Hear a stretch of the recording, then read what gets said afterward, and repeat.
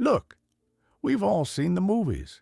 The hero walks into the room, the lights hit just right, and the crowd goes wild. That was Alexandria Ocasio-Cortez at Georgetown. Gaston Hall, neo-Gothic walls, high ceilings.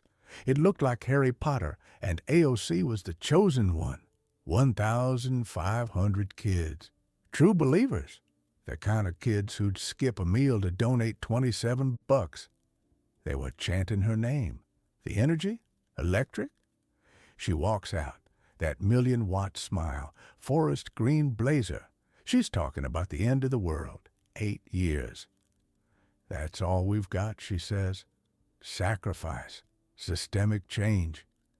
We need to ground the plains and tax the rich until their eyes water. The audience is snapping their fingers like it's a poetry slam in the Bronx. She's owning it. She's the queen of the hive. But here's the thing about hives. They only work until a bear walks in the back, row 20, way in the corner. There's a guy in a Navy suit, no tie, just sitting there. Mike Johnson, the Speaker of the House. He's got a folder, not a thin one, a thick, ugly 3-inch stack of government-grade receipts. He didn't bring a camera crew. He didn't bring a megaphone. He just brought the truth, and the truth is a nasty little thing when it's highlighted in yellow on an American Express statement. AOC gets to the Q-anda. She's feeling invincible. Why wouldn't she? This is her home turf. Then a voice from the back, calm, southern, a Louisiana drawl that sounds like honey, but cuts like a razor. Johnson stands up. He doesn't scream. He doesn't call her names. He just asks a question about a flight.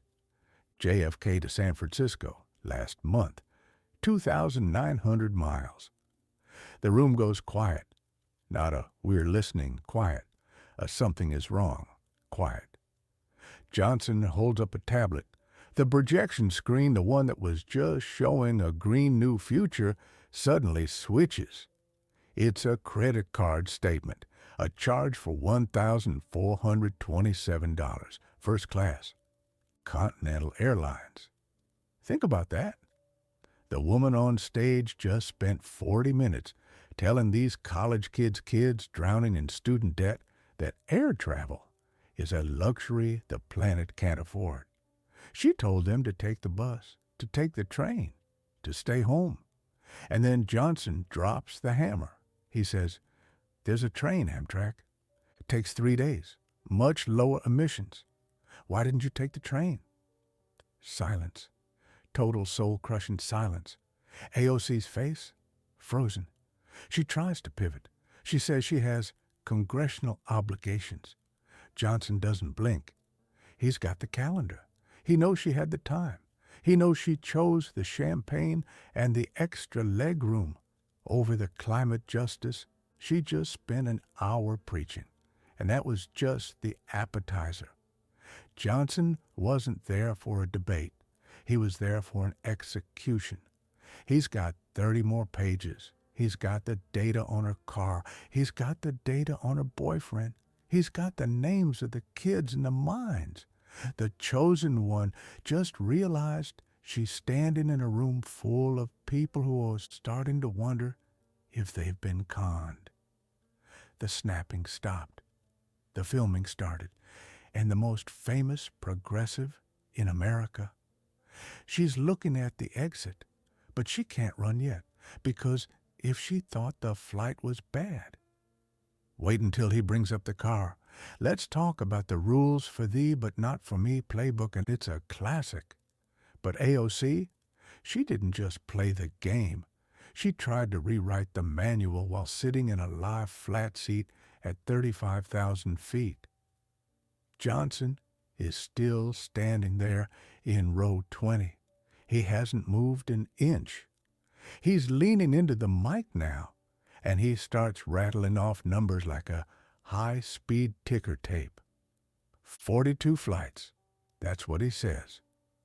In the last 18 months, Alexandria Ocasio-Cortez took 42 flights. That's more air travel than most of the kids in the auditorium will do in a decade. But it's not just the frequency, it's the flavor. 28 of those flights, Johnson says, his voice maddeningly steady, were first class or business class. Now, listen, I get it. Flying sucks.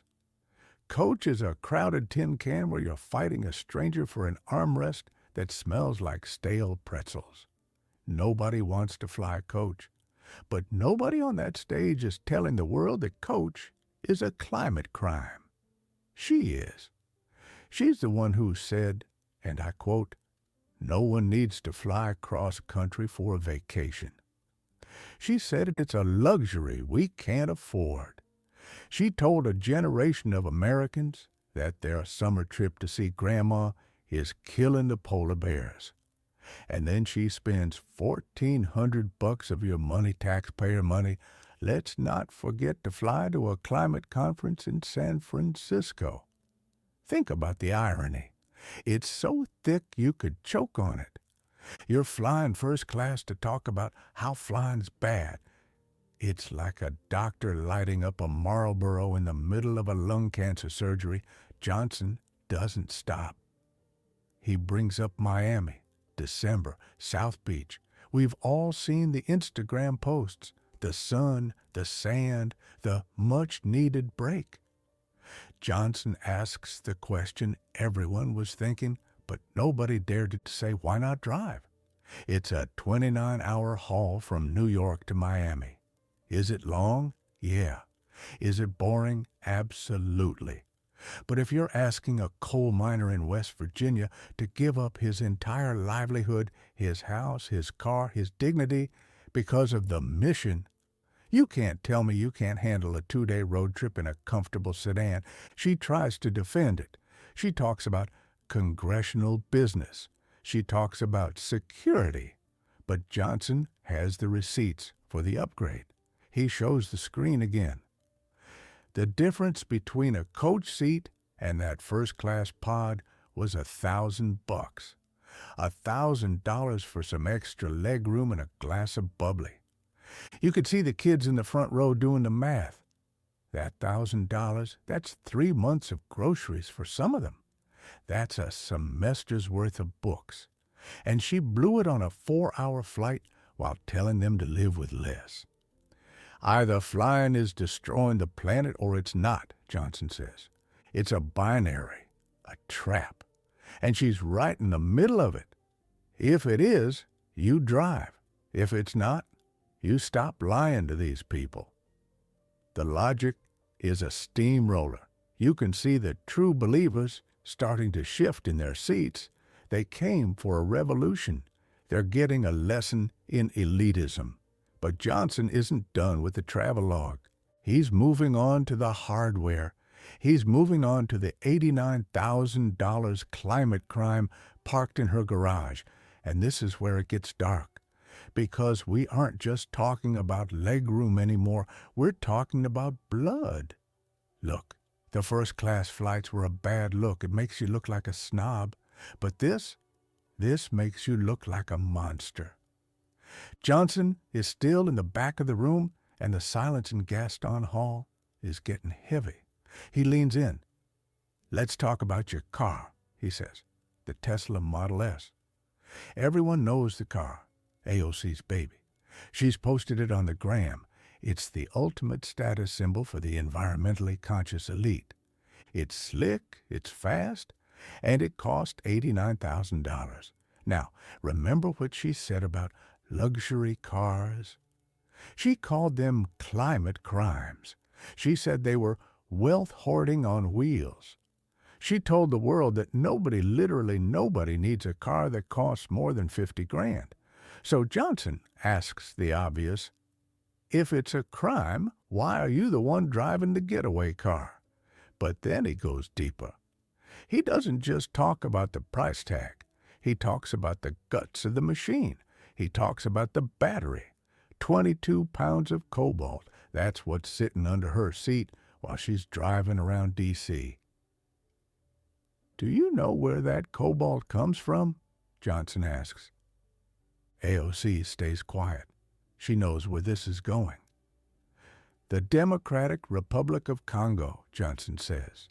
And then he starts describing it. He's not talking about factories or high-tech labs. He's talking about holes in the dirt, open-pit mines. He's talking about 40,000 children. He describes 6-year-old kids who should be learning their ABCs, carrying sacks of rocks that weigh more than they do. He talks about them breathing in toxic dust that turns their lungs into stone. He talks about them working 12-hour days for $1. Think about the contrast. On one side of the world, you've got a progressive hero in a forest green blazer preaching about justice and equity. On the other side, you got a kid in the Congo coughing up blood so she can have a fast car with a green sticker on the back. When you bought that $89,000 car, Johnson asks, his voice dropping to a whisper that fills the whole room, did you think about the children? The room went dead, cold. I'm talking polar vortex cold. These students at Georgetown, they're the human rights crowd. They care about labor. They care about the global South. And suddenly, their idol isn't looking so shiny. She's looking like just another consumer who's fine with slavery as long as it's happening somewhere she doesn't have to look at it. She tries to pull the "it's complicated" card. She says the supply chain is nuanced. Nuance? Johnson snaps back. Is it true? Yes or no? Are children mining the cobalt for your battery? A young woman in the 7th row, green hair, Sunrise Movement shirt, a true believer, stands up. Her voice is shaking. She repeats the question. Is it true? AOC can't answer, because the answer is yes. And right then, you could feel the soul of the movement leaving the building. It wasn't about policy anymore. It was about the fact that she's driving around on the backs of children while telling the rest of us we're the problem. You tell poor people to make do with less, Johnson says. You tell them to take the bus, but you need the $89,000 luxury sled built by 6-year-olds. Why do you get to make that choice? The maestro of Instagram just lost her rhythm, but Johnson is just getting started. He's moving from the garage to the closet. He's moving to the Met Gala. We've all seen the photo. It's iconic. It's a meme. It's Alexandria Ocasio-Cortez on the steps of the Met, wearing a white gown that looks like a wedding dress for a revolution, and scrawled across her backside in bright red letters, "Tax the Rich." The internet loved it. Her fans called it legendary. They said she was a Trojan horse, sneaking into the belly of the beast to tell the billionaires they're finished. But Johnson is sitting in the back of Gaston Hall, and he's not a fan of the theater. He's a fan of the ledger. Let's talk about that dress, Johnson says. Custom silk, custom tulle, hand-sewn message. Do you know what a dress like that costs to make? AOC doesn't answer. She's staring at the screen. $35,000, Johnson says. That's the market value for a dress you wore for 4 hours while eating Wagyu beef and sipping cocktails with people who have more offshore accounts than you have Twitter followers. Now, do the math with me. The median household in the Bronx, her neighbors, the people she supposedly fights for, makes about $56,000 a year. That dress? It's 2/3 of their entire annual income for one night of dress-up. She tries to pull the "it was a loan" card. She says she didn't pay for it. Exactly, Johnson counters. A wealthy designer, Aurora James, gave it to you. A gift, along with the shoes, the bag, the hair, the makeup, even a 5-star hotel room to get ready in. He pauses, letting that sink in. Why does a wealthy designer give a congresswoman $35,000 worth of luxury gear? Is it because she loves justice? Or is it because she loves access? She got to sit at your table. She got the social capital. She got the AOC brand. But here's the real kicker. While AOC was inside pretending to be a rebel with a tax the rich sign on her butt, there were actual protesters outside, climate activists, labor organizers, the real tax the rich crowd. And you know what happened to them? They were kept behind the barricades. They weren't invited to the party. They were the ones the police were watching while AOC was posing for Vogue. You can't protest the castle from inside the ballroom, Johnson says. That's not activism. That's performance art for the people who own the castle. And then he drops the ethics committee bomb. Because it turns out borrowing luxury goods as a government official isn't just tacky, it's a violation of the house gift rule. Johnson shows the report. She didn't pay the vendors for months. Not until the ethics watchdog started sniffing around. She forgot to pay the people who did her hair. She forgot to pay for the shoes. If a Republican took a $30,000 gift from a corporate donor, you'd be calling for their head on a platter, Johnson says. But when you do it, it's fashion as protest. No, it's just another elite taking perks they didn't earn.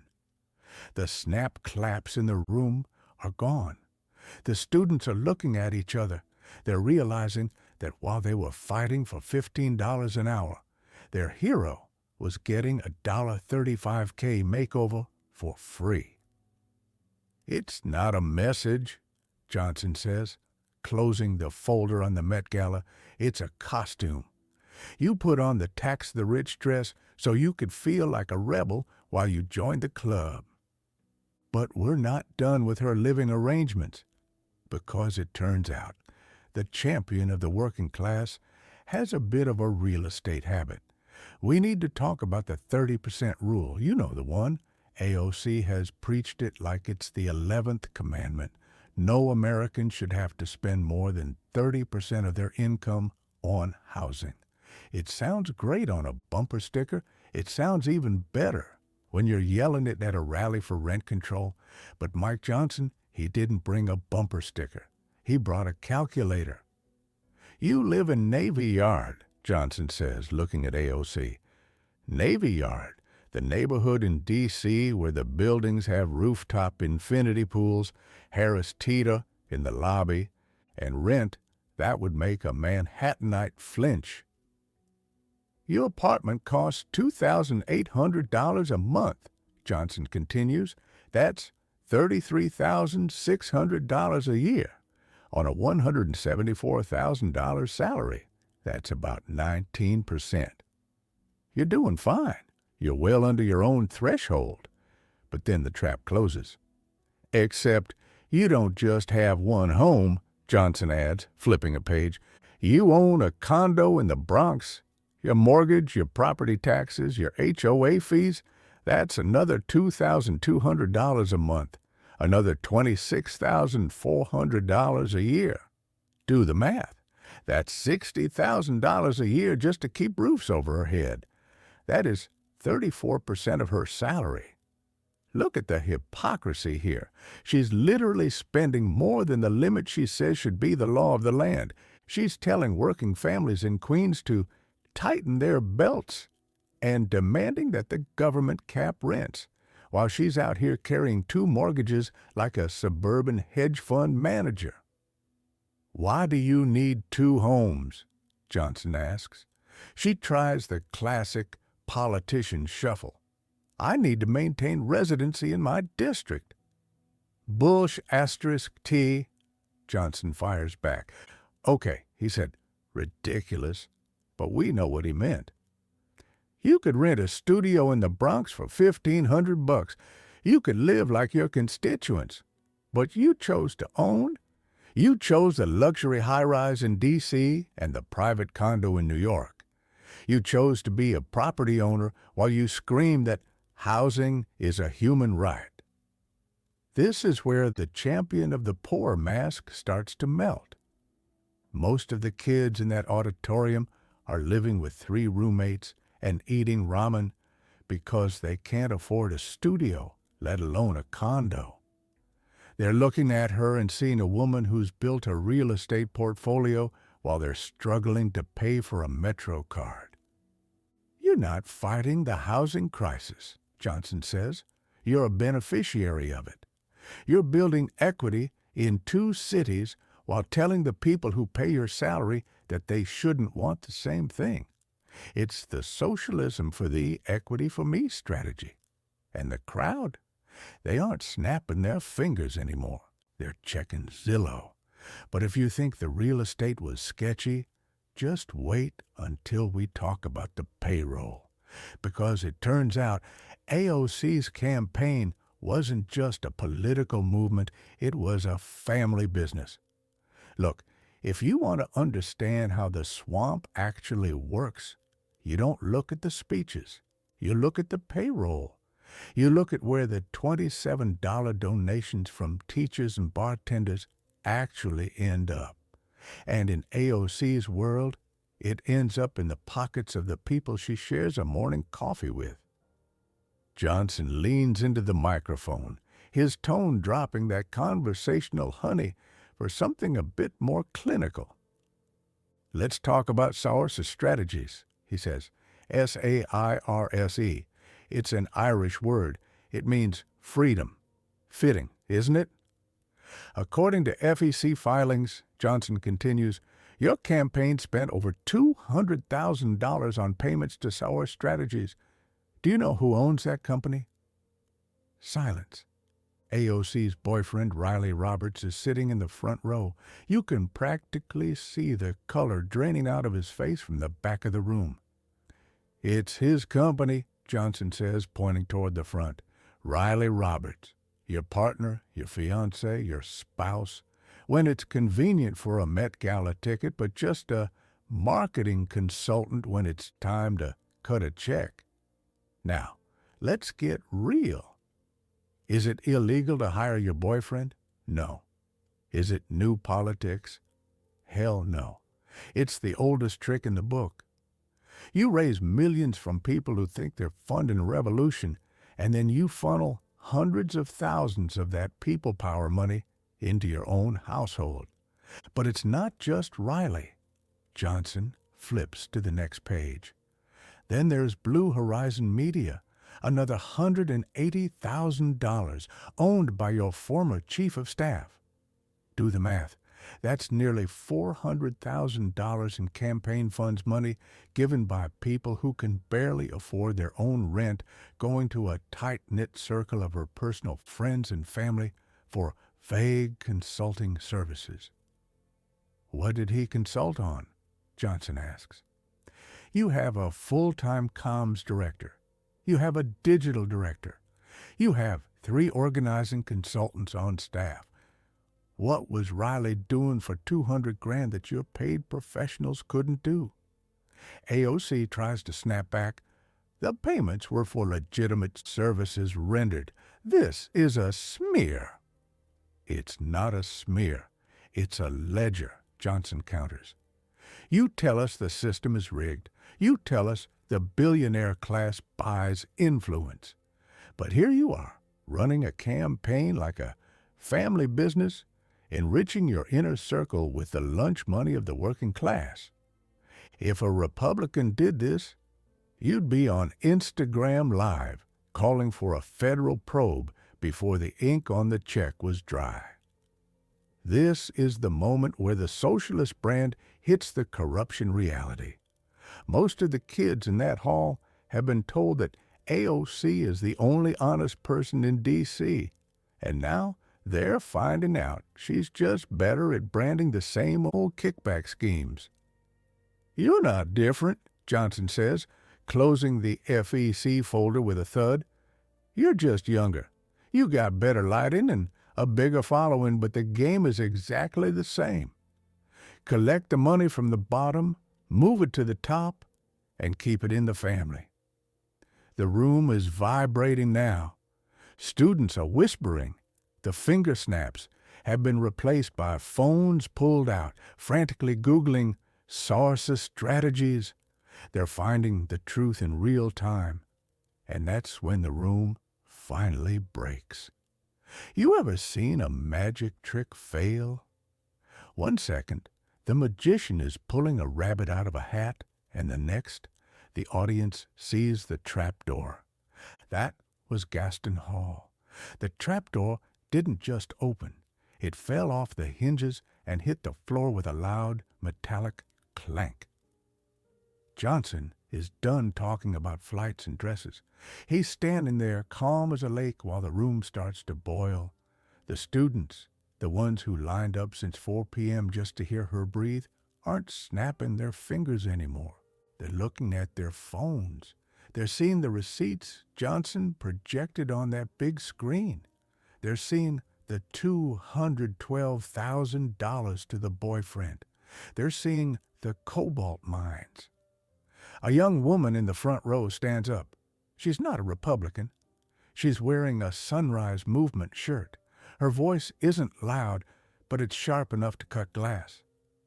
"Is it true," she asks, "about the children, about the car?"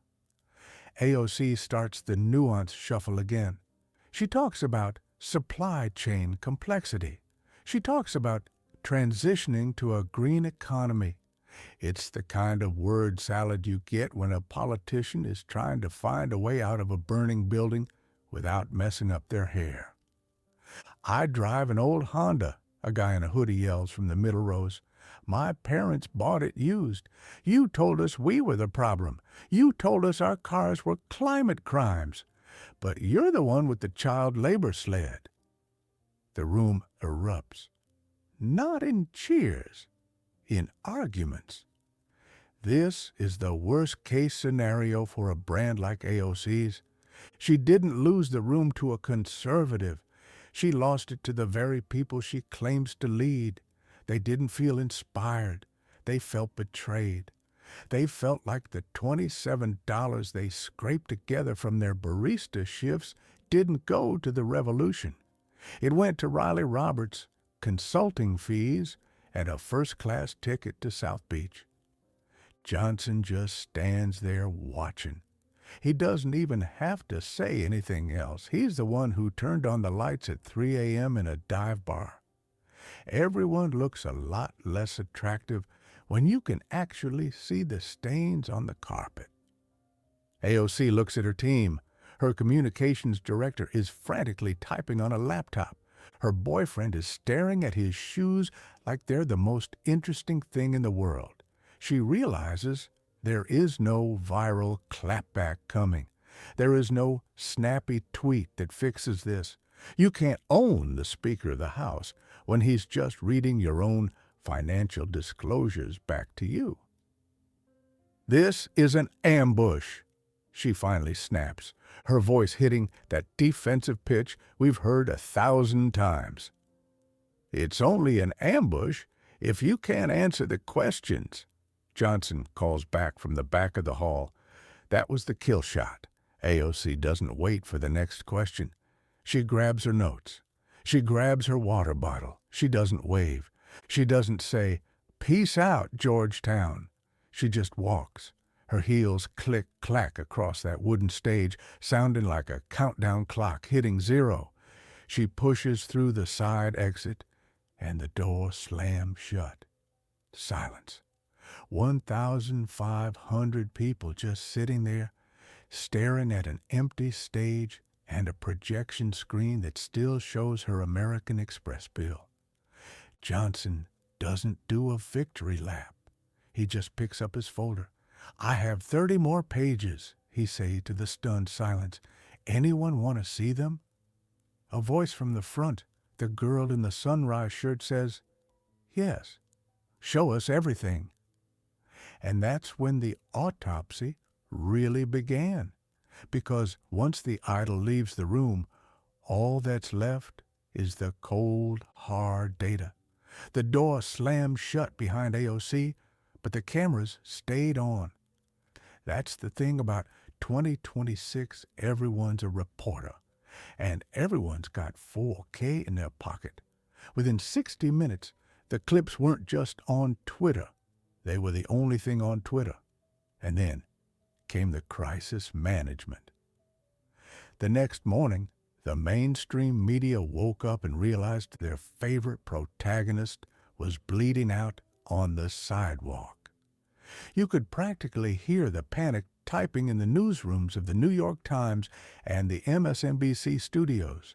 They had to save the brand. The View was the first on the scene. You've seen it. Whoopi Goldberg looking into the camera with that "I'm disappointed in you" face, saying Mike Johnson's questions were unfair. They called it a coordinated hit job. They said it was sexist to ask about her dress. They said it was harassment to look at her public financial disclosures. Think about that logic for a second. It's sexist to ask a government official why they're breaking the rules they want to impose on you. It's bullying to point out that the person telling you to live in a pod is flying first class to a beach vacation. The spin was pathetic. They tried to make it about Johnson's tone. They said he was maddeningly calm, which is media speak for he didn't lose his cool, so we can't call him crazy. They tried to pivot to the bigger picture. They said, sure, she flies first class, but she's fighting for the soul of the planet. But the internet wasn't buying the water down, because while the pundits were talking about tone, the people were talking about cobalt. That 19-second clip of the girl with the green hair asking, "Is it true about the children?" that hit 50 million views by Friday. You can't spin away a 6-year-old in a mine. You can't contextualize a $212,000 kickback to a boyfriend. The New York Times tried a more intellectual approach. They ran a 3,000-word piece titled "The Impossible Standard: Why Progressive Leaders Can't Win." The thesis: it's too hard to be a socialist in a capitalist world, so we should forgive her for living like a billionaire while she tries to fix it. I'm not kidding. That was their actual defense. It's too hard to take the train, so let her have the champagne. But here's where the spin failed. It wasn't the MAGA crowd that finished her off. It was the Substack left, the independent journalists, the people who actually care about labor rights. They started digging. They found more flights. They found more payments. They found the receipts for the $300 steaks at the Navy Yard restaurants. The media tried to build a wall around her, but the wall was made of paper, and the truth was a flamethrower. She's a victim of her own success, CNN said. No, she's a victim of her own comfort. She got so used to the applause that she forgot she was supposed to be the one making the sacrifices. She thought the forest green blazer made her bulletproof. And while the media was busy defending the chosen one, a teacher in the Bronx was quietly filing her paperwork to run for Congress. All right, let's talk about the anti-AOC. While the media was busy crying about Mike Johnson's tone, the people of the Bronx and Queens were looking for a way out. And they found it in a woman who didn't need a forest green blazer to prove she was one of them. Here is part 9. Enter Maria Santos. In the world of political branding, there's a rule. If you're going to be a fake, don't stand next to someone real. It ruins the lighting. 3 weeks after the Georgetown disaster, Maria Santos walked onto a sidewalk in the Bronx. No security detail, no entourage of consultants from Freedom Strategies. Just a 32-year-old high school teacher in a coat she's probably owned for 5 years, standing in front of a public school that needs a new roof. She didn't announce her campaign on a magazine cover. She did it on a phone camera. My name is Maria Santos, she said. I'm a teacher. I make $68,000 a year. I take the 6 train to work every morning. And when I talk about sacrifice for our community, I'm talking about the sacrifices I make every single day. The contrast was like a bucket of ice water. On one side, you had AOC, the celebrity, the influencer, the woman who spent $35,000 on a dress to tell the rich they suck. On the other side, you had Maria. Maria doesn't own an $89,000 Tesla. She doesn't have a condo in the Navy Yard with a rooftop pool. She's got a rent-stabilized apartment and a Metro card that sometimes fails on the first swipe. She walks the walk. That was the slogan. It wasn't fancy. It wasn't visionary. It was just a reminder that the person currently in the seat was a world-class talker who'd stopped walking a long time ago. Maria didn't talk about systemic transformation or global climate justice in abstract terms. She talked about the radiator in a classroom that hasn't worked since 2022. She talked about the price of eggs at the bodega. She talked about how it felt to see her representative flying first class while her students were sharing textbooks. The true believers, the kids who'd been heartbroken at Georgetown, flocked to her. It was a second revolution, but this time it was aimed at the person who claimed to start the first one. I donated my lunch money to AOC, one volunteer told a reporter. Now I'm knocking doors for Maria because I want a representative, not a celebrity. The polls were a bloodbath. You've seen the numbers. AOC's lead didn't just shrink, it evaporated. She was losing the youth vote. She was losing the working-class Latino vote. She was losing the people who actually live in the Bronx, not the ones who just tweet about it from D.C. AOC tried to fight back. She called Maria a right-wing plant. She said the establishment was using a teacher to take her out. But Maria's response was the nail in the coffin. Congresswoman, I'm not the establishment. I'm your neighbor. Or at least I would be if you ever spent a night in the district. Ouch. The momentum was a freight train. Maria was raising money in $5 increments from people who were tired of being lied to. By May, the teacher was up 8 points. The star was falling, and for the first time in her life, Alexandria Ocasio-Cortez didn't have a viral clapback that could save her, because you can't out-influence the truth. Look, it's June 2026. The humidity in New York is thick enough to choke a horse, and the career of Alexandria Ocasio-Cortez, it's officially on ice. The concession speech wasn't at a massive rally, no strobe lights, no Vogue cameras, just a podium, a few crying staffers, and the hollow echo of a movement that realized its leader was a fraud. She still tried the old hits, blaming corporate interests, dark money, and coordinated smears. But the room didn't snap their fingers. They just looked at their shoes. Here's the cold, hard truth. Mike Johnson didn't destroy AOC. He just turned on the lights. He stood in the back of that Georgetown hall with a mirror and forced the chosen one to look at her own reflection. And what was looking back? Not a revolutionary, not a bartender from the Bronx.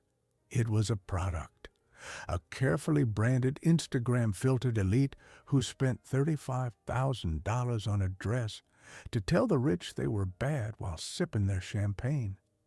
She thought the forest green blazer made her bulletproof. She thought that as long as she yelled justice loud enough, nobody would notice the $89,000 child labor-powered car in her garage, or the 6-figure kickbacks to her boyfriend's marketing firm. She forgot that in the Bronx, people have a very high tolerance for struggle, but a 0% tolerance for a grifter. The irony? The Green New Deal she built her name on didn't die because of a Republican vote. It died because its face was a woman who couldn't spend 3 days on a train but expected a coal miner to give up his house. A few months later, she did what all failed revolutionaries do. She took the corporate bag, a high six-figure contract as a political contributor. Now she sits in a climate-controlled studio wearing $3,000 suits, talking to other millionaires about how the working class is being oppressed. She's safe now. She's comfortable. She's exactly what she used to run against. The lesson? If you're going to call for a revolution, you'd better be willing to bleed for it. If you're going to demand sacrifice, you'd better be the first one to give up the first-class seat. Because once the people realize you're just another elite in a costume, the mask doesn't just slip, it shatters. AOC didn't change the system just gave her a better seat. And as she flew off into the sunset of corporate media, the people she left behind finally understood the scam. The star is out. The lights are off. And the Bronx, they finally got someone who actually walks the walk. Listen, if you want to find the exact moment someone sold their soul, you don't look at their speeches. You look at their podcasts. There's something about a soundproof room, a fancy microphone, and a couple of progressives nodding along that makes people feel invincible. That's where AOC left the breadcrumbs of her own destruction. Mike Johnson didn't have to hire a private eye. He just had to hit download on Spotify. Johnson stands there in Gaston Hall, pulls out a smartphone, and holds it to the mic. The audio starts playing. It's AOC's voice from Pod Save America, late 2023. She's sounding all professorial, talking in that slow, condescending tone she uses when she wants to sound smarter than you. We have to embrace discomfort, her voice echoes through the neo-Gothic hall. The era of mindless consumption is over. If we want to save the planet, we have to ground the planes. We have to stop treating travel like a right and start treating it like a luxury we can no longer afford. The irony didn't just walk into the room. It took a dump on the floor. Embrace discomfort, Johnson repeats, and he lets out a dry, rattling laugh. I want to ask the Congresswoman, what was the discomfort level like in row 1A of Continental Flight 1847? Was the champagne too warm? Did the hot towel not have enough lavender scent? Because that's the luxury you told every American they weren't allowed to have anymore. Think about the sheer, unadulterated balls it takes to sit in a studio and tell a single mom in Ohio that she's a climate criminal for taking her kids to Disney World while you're literally booking a first-class pod to Miami for a much-needed break. You sold them a religion of suffering, Johnson says, his voice getting an edge now. You told a generation of kids that if they didn't live in a pod and eat bugs, the world would end in 12 years. And while they were losing sleep over the apocalypse, you were checking your loyalty points for an upgrade. This is the grift in its purest form. It's the mega church strategy. You tell the congregation they're going to hell unless they give until it hurts, while the preacher is out back gassing up the private jet. AOC isn't a revolutionary. She's just a televangelist with better makeup and a TikTok account. You weren't talking to the planet, Johnson says, looking her dead in the eye. You were talking down to us. You wanted us to be uncomfortable so you could feel superior in your comfort. You wanted a world where only the important people, the people with the right hashtags, get to see the clouds from a first-class window. The true believers in the audience are looking at their feet. They remember that podcast episode. They remember feeling guilty about buying a burger or taking an Uber. And now they realize the person who gave them that guilt was laughing all the way to the boarding gate. The tapes don't lie, Alexandria, Johnson says. The only person who didn't embrace the discomfort was the woman who invented the phrase. Look, if you want to take down a giant, you don't do it with a wooden slingshot. You do it with high-frequency algorithms and a venture capital backbone. AOC spent years telling you she's the anti-big tech warrior. She grilled Zuckerberg like a cheap burger. She slammed Amazon for its oppressive labor practices. But Mike Johnson is standing in the back of Gaston Hall, and he's ready to show the room the source code of her career. Let's talk about Saika Chakrabarti, Johnson says. The name hits the room like a cold draft. For those who don't know, Saikat wasn't just some guy from the Bronx. He was her chief of staff. But before that, he was a Silicon Valley millionaire, a founding engineer at Stripe, a company valued at nearly $100 billion. According to his own disclosures, Saikat was sitting on at least $50 million in tech equity while he was helping AOC write the Green New Deal. Your movement didn't start in a dive bar, Johnson says, his drawl sharpening. It was engineered in the boardrooms of Thunglung Silicon. You weren't a grassroots explosion. You were a software update for the Democratic Party. Think about the brand new Congress PAC. It was a factory. They didn't look for leaders. They looked for talent to fill a role. AOC was the front-end developer for a political machine built by tech brothers.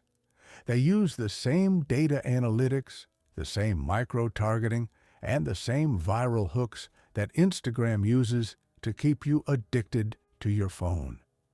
Johnson drops the real bomb. You spent more on digital advertising, over $1.9 million in a single cycle, than almost any Republican in the House.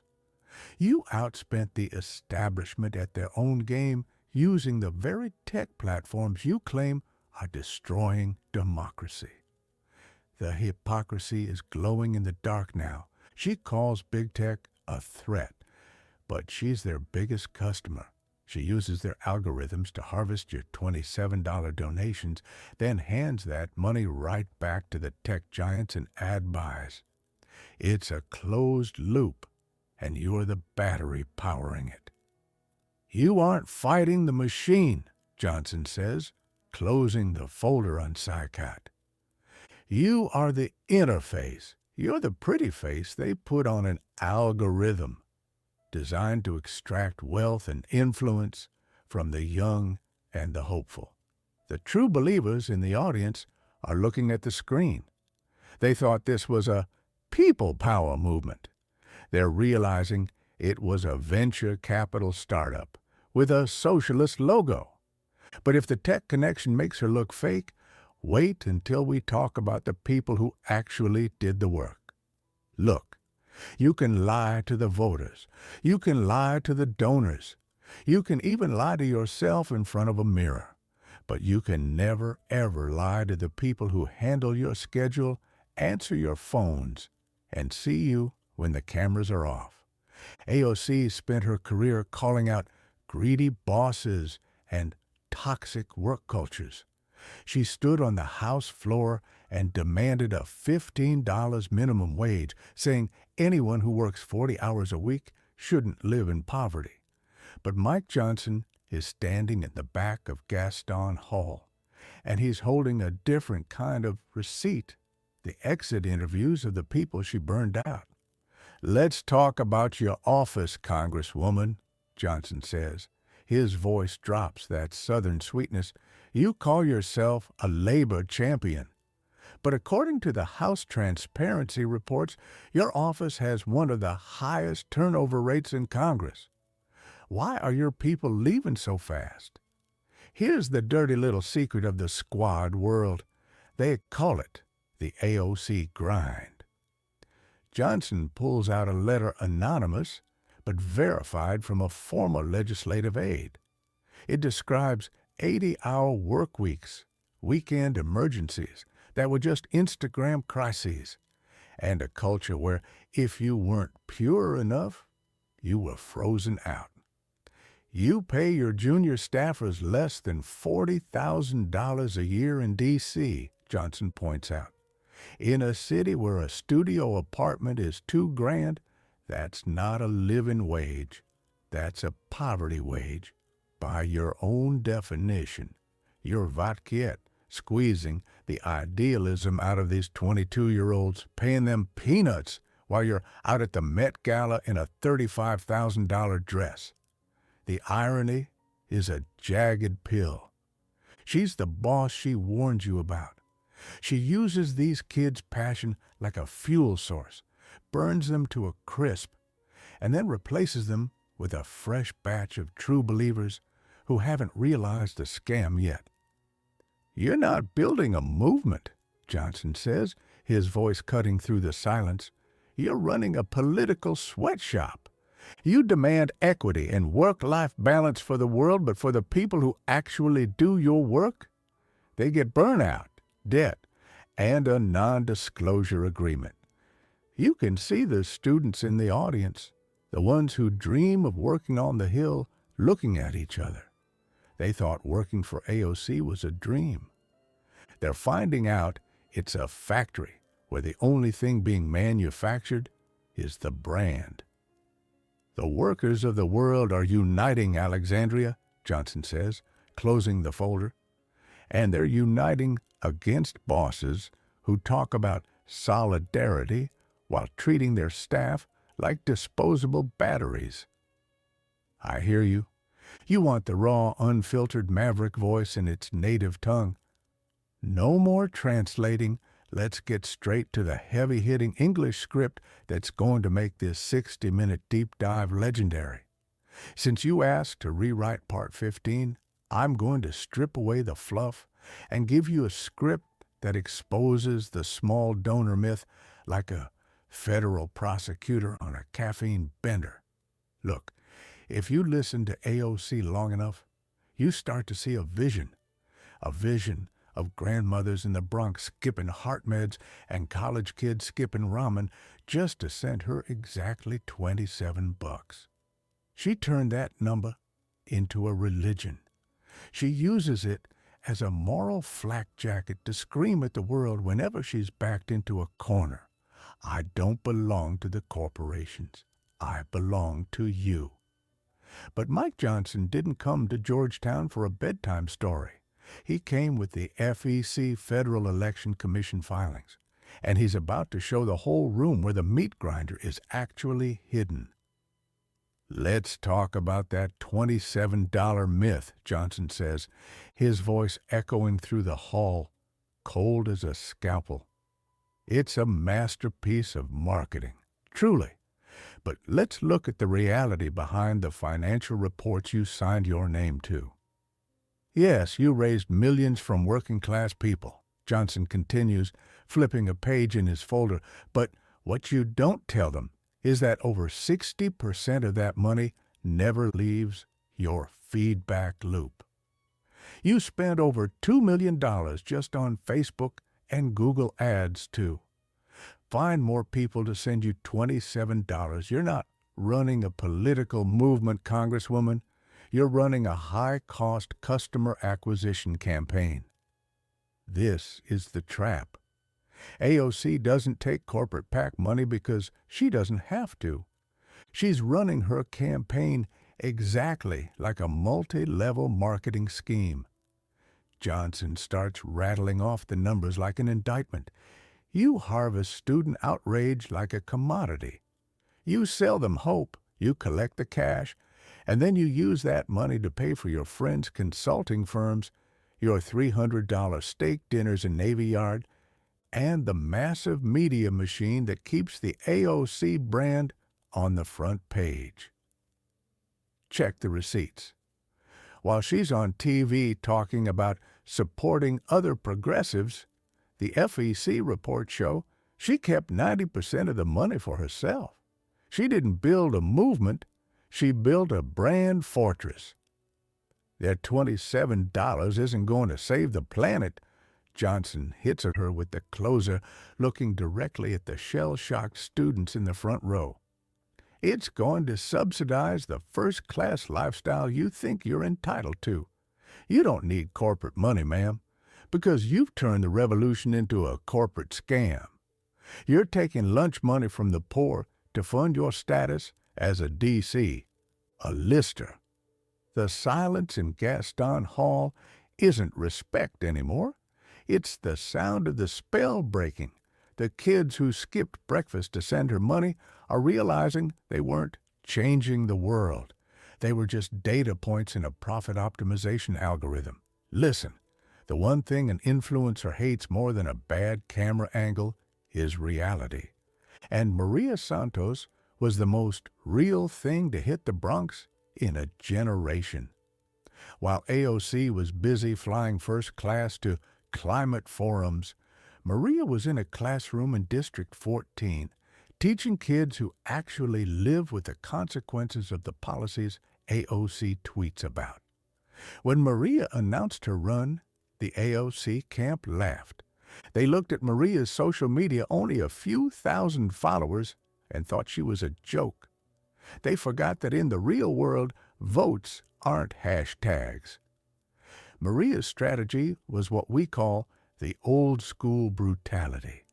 No $2 million Facebook ad buys, no celebrity endorsements.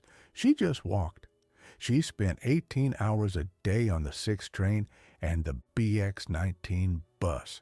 She went to the bodegas. She went to the public housing projects where the elevators have been broken for 6 months.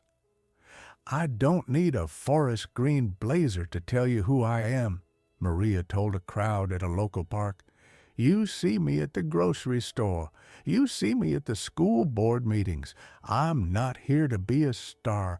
I'm here to be a servant. The true believers who felt betrayed after Georgetown started defecting in droves. They didn't want the maestro of Instagram anymore. They wanted the teacher of the Bronx. Maria's campaign offices weren't sleek glass buildings in Navy Yard. They were the living rooms of grandmothers who were tired of seeing their representative on The View, but never on their block. AOC is the representative of the Internet, Maria said in a clip that went viral for all the right reasons. I'm the representative of the people who pay for the Internet. That was the kill shot. AOC tried to ignore her. Then she tried to call her a right-wing plant funded by dark money. But it's hard to sell that lie when your opponent is a school teacher whose dark money consists of $5 checks from parents and fellow teachers. By the time the AOC team realized they were in a real fight, the ground had already shifted. Maria wasn't playing the game of likes. She was playing the game of knocking on doors. While AOC's team was analyzing engagement metrics in a high-rise, Maria was drinking coffee with voters in their kitchens. She walks the walk, the poster said, and for the people of the Bronx, who had been treated as props in a socialist movie for years, that was the most revolutionary thing they'd ever heard. Look, if you're a Republican Speaker of the House and you want to attack the most famous progressive in the world, you go on Fox News, right? You sit in a leather chair, talk to Sean Hannity, and preach to the choir. That's what a normal politician does. But Mike Johnson isn't interested in preaching. He was interested in a public deconstruction. Johnson chose Georgetown University for a very specific reason. This wasn't a hostile crowd in the traditional sense. It wasn't a group of MAGA supporters booing her. No, Georgetown was her sanctuary. These were her disciples. This was the cathedral of the left. Think about the Sun Tzu logic here. If Johnson attacks her on Fox, AOC's fans just ignore it. They call it propaganda. But when Johnson stands up in the middle of their hall, in front of their cameras, and uses their values against her, that's not an attack. That's a system failure. He knew that if he could get the true believers to doubt her, the rest of the country would follow. He didn't focus on policy because you can argue about policy all day. He focused on character. "I didn't come here to debate the Green New Deal," Johnson told his staff before the event. "I came here to show them that the person selling the Green New Deal doesn't believe in it enough to be uncomfortable." He played the gentle Southerner routine to perfection. By staying calm, he made AOC's defensiveness look like panic. By staying quiet, he made her outbursts look like entitlement. He didn't raise his voice because he knew the receipts would do the shouting for him. He waited for the quanda, the moment where she felt the most connected to her fans, and he inserted a virus into the system. He knew that once a 19-year-old climate activist starts asking, "Is it true about the children?" the revolution is over. You can't tweet your way out of a moral crisis in your own living room. You don't defeat an icon by making them a martyr, Johnson supposedly said after the event. You defeat an icon by making them a hypocrite. That was the masterstroke. He didn't make her a victim. He made her a joke. And in politics, you can survive being hated, but you can never, ever survive being laughed at by the people who used to worship you. Look, in the playground of the American left, the DSA, Democratic Socialists of America, are the gatekeepers of the pure. They're the ones who gave AOC her start. They were the ground troops, the canvassers, the people who actually believed that a bartender could take down the machine. They didn't want a celebrity. They wanted a vanguard. But after Georgetown, the vanguard looked a lot more like a Vogue model. Johnson's receipts didn't just hurt AOC with the general public, they acted like a grenade inside the DSA's local chapters. While the national leadership tried to play it safe, the rank and file, the kids actually paying dues, started a digital civil war. "We didn't organize for a first-class ticket to Miami," one viral post from a Brooklyn chapter read. "We organized for a representative who lives like us, fights like us, and refuses the perks of the ruling class." The betrayal felt personal. To the DSA, the Met Gala dress wasn't fashion as protest. It was a surrender. The $212,000 boyfriend kickback wasn't marketing. It was old-school corruption with a socialist paint job. They watched the Georgetown footage and didn't see a hero being ambushed.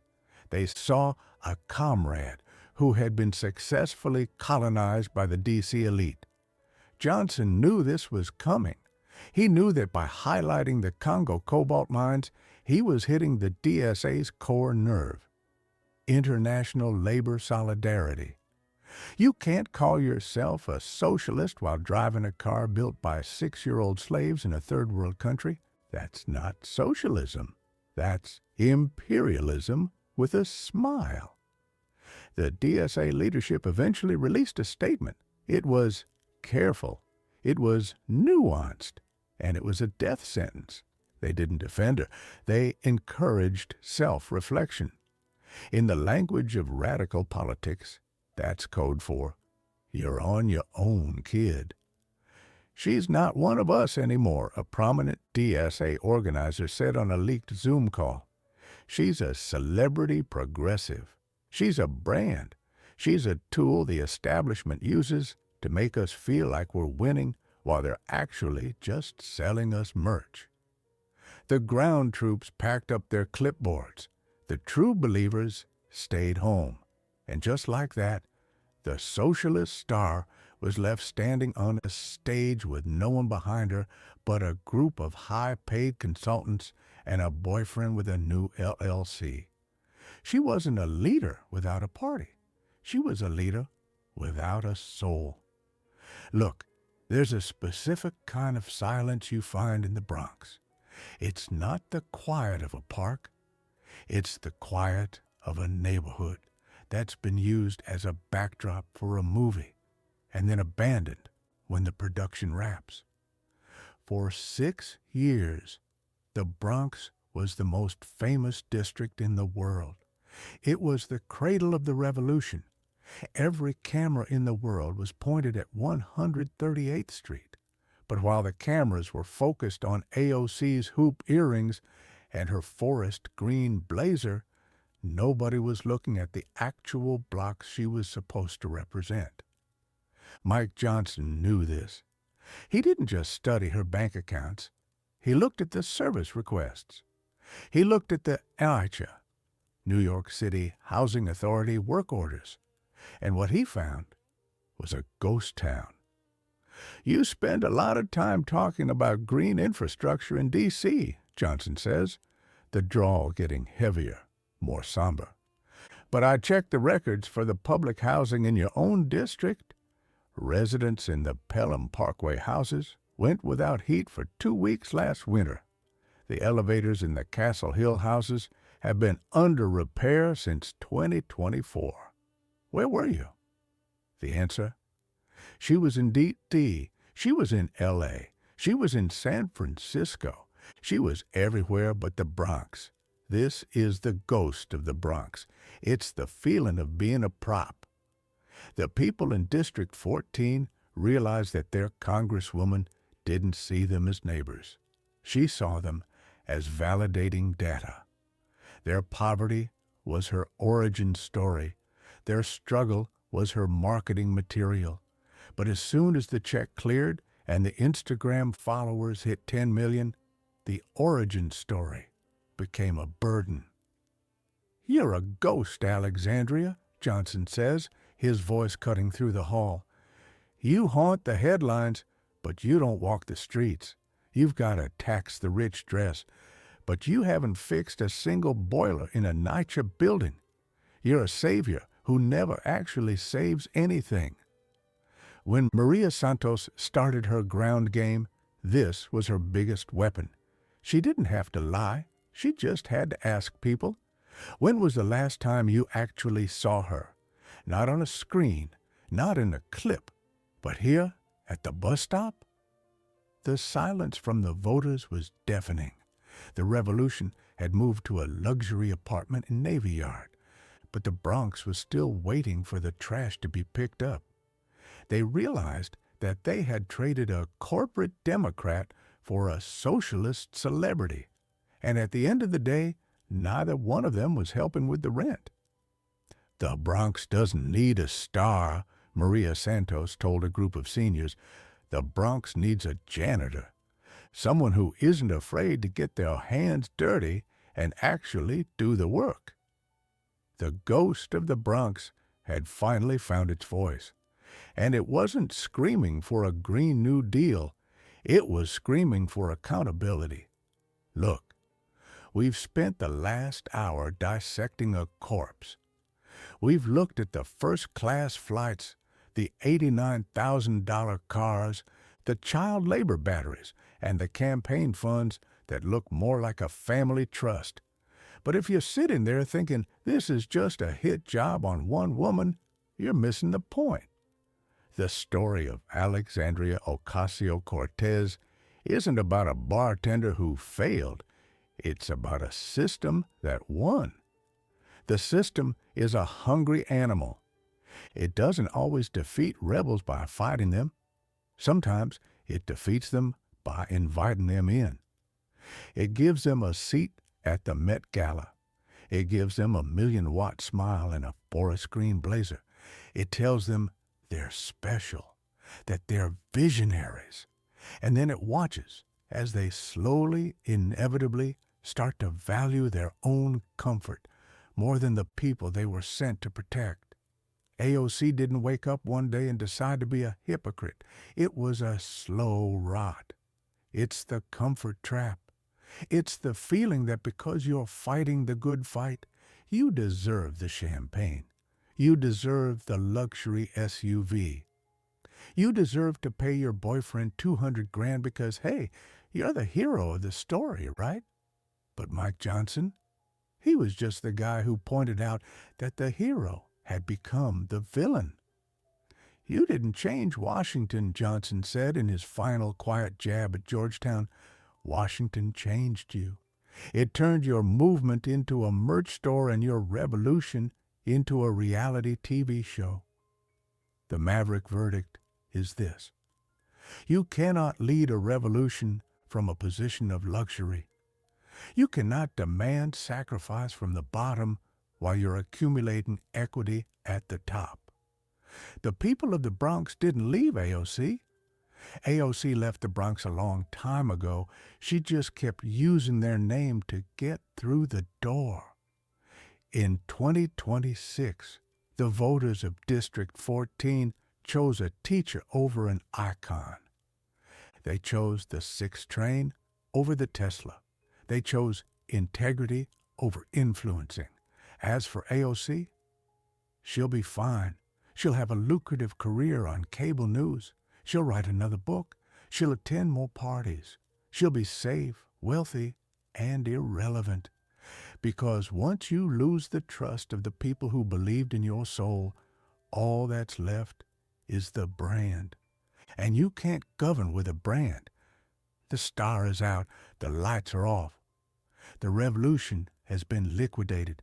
And the only question left for you is this: who's the next star selling you a dream from a first-class seat? Class dismissed.